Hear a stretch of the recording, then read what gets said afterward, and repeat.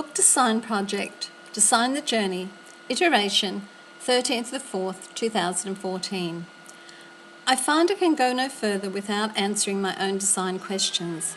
They keep me tossing at night and inhibit progress in the day, emerging from the very construction of the book itself. They appear to have taken on a life of their own, and how appropriate for a book to do so. It has always been my philosophy that the book itself will tell the maker how it is to be, and this book now wants clarity about its own design. So the questions floating in the room include: is my philosophy that design must be first and foremost utilitarian? Does form follow function? If so, what is the function of the book? Is it to display photos? If so, is the form adequate to do this? An A5 book? Is the function to provide information? If so, is the text adequate to do this? Who is the information for? Is the function to be carried whilst travelling as a luxury item? Attractive? Does form permit this? Is it small enough, compact enough, tactile enough, attractive enough? Or perhaps my philosophy is not so Bauhausian. Structure does not have to bow to function. After all, the journey is one of design, and much contemporary design is not concerned with function. Also, much classic design was also not concerned with function. We wander into the Pantheon, St. Peter's, or the Sagrada Familia. Is this about function or about exhibit? These ceilings that seem to reach forever into the ethereal heavens with colour and detail that can only be spotted by the angels? These builders are not designing spaces for the masses to pray, but visual spectacle in architectural precision rendered for the gods.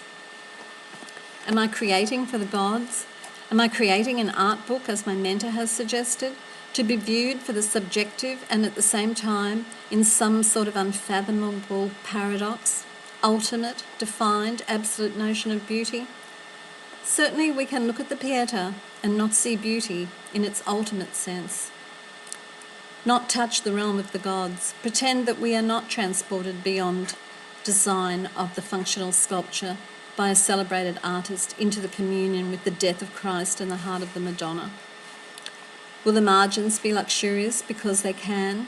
Will the text be inspirational? Will the colour be vibrant and rich and exaggerated because the incremental awe that turning each page after page is the desired effect? Can you produce awe through a book?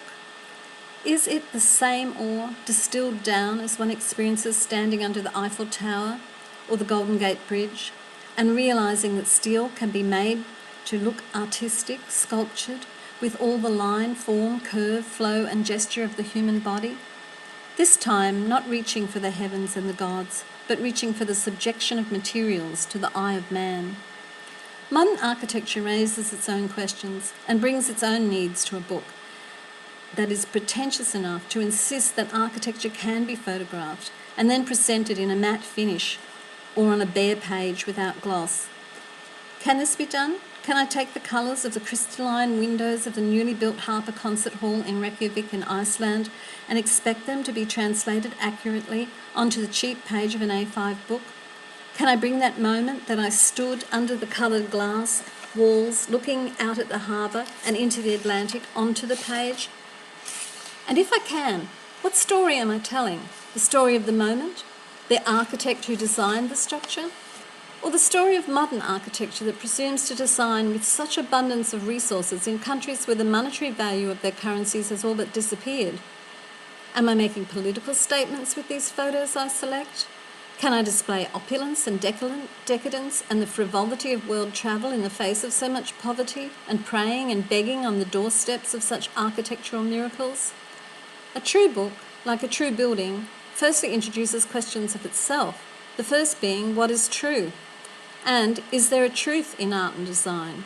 Having reached the point where one bows to some unknown and unnamed muses of creation and acknowledges that there is no answer to this question, one must get on with dealing with the materials at hand, picking up that chisel and making the first mark.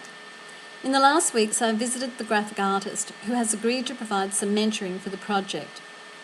I discovered that my version of InDesign had a fault with the software, wherein it is continually reverting to default setting and changing measurements into picas, and my A5 settings back to an A4 format.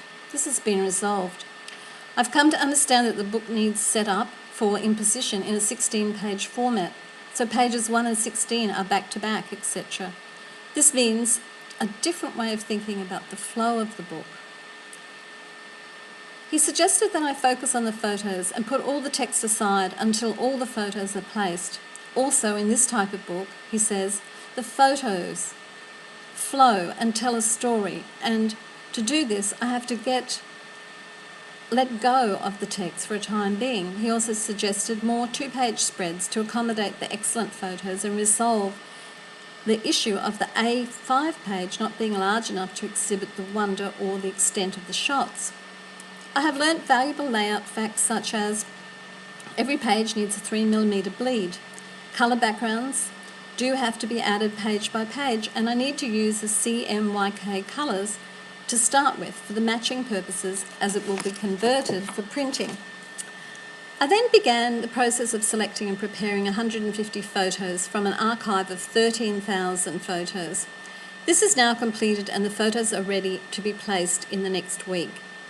This process in and of itself caused another range of questions to emerge. Am I selecting photos for the value as photographs? For their own inherent design characteristics such as the line, the colour, the composition, the placement of the objects? Or am I selecting for the content, for the story they tell? I am a photographer. What does that mean? Will I sacrifice clarity and visual effect for story and emotional response in the viewer? Daniel Libeskind, contemporary architect and designer of the Freedom Tower in New York, states that I wanted the design of the building to have a visceral impact and yet offer a sober setting for visitors to contemplate the permanent reality of war. What does this visceral impact have to do with design? I want to design a book that brings joy, the joy of travel, and at the same time I want to pose questions about design. Can I do these things simultaneously?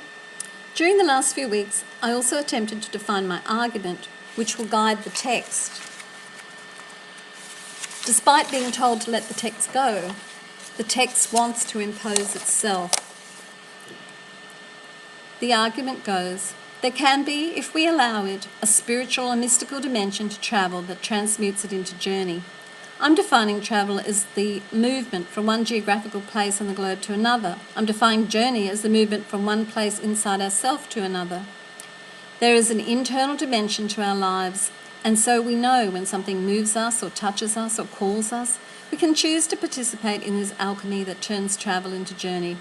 We can call it the muse, as the ancient Greeks did, or the mystery, or some kind of magic, but essentially there can be a subjective dimension to travel, and we can choose how deeply we wish to enter this transformation. So we can ask, what turns travel into journey? The answer for me, which I present through photography, is people, architecture, and sense of place turns travel into journey. A book is a physical object that is repeated, it is cloned, it is held by many people, and as well as presenting text and image, it presents texture and feel. It has line and form, and its materials will last a certain time and decay in certain ways that are predicted by their nature. It is not concrete or steel, marble or gypsum. It is paper and compressed board, and yet it can have as many design considerations as Renzo Piano's Shard in London. Or can it? There is a point in any project when you are in the thick of it.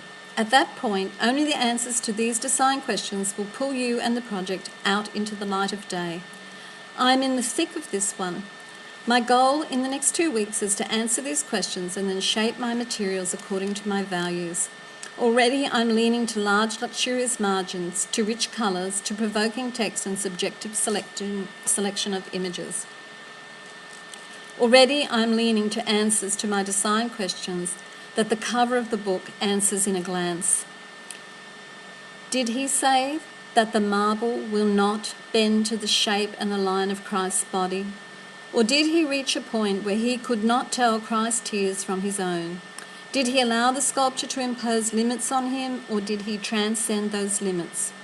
Was it a communion of material, artist, subject matter, and the gods? Or did he just sit objectively and ask, who will view this and will they like it? What will its commercial value be? Can we ask of something as sublime as La Pietà, Does form follow function?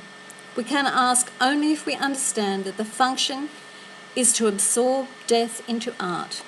And not just any death, the death of Christ, and not just any art, the art of compassion in the heart of the Madonna.